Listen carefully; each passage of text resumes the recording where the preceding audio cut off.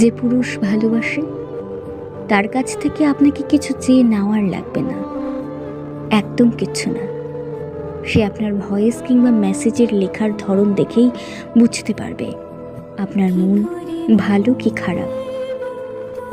সে জানে কি করলে আপনার মন ভালো হবে এবং কোন ব্যাপারে আপনার মন খারাপ হবে।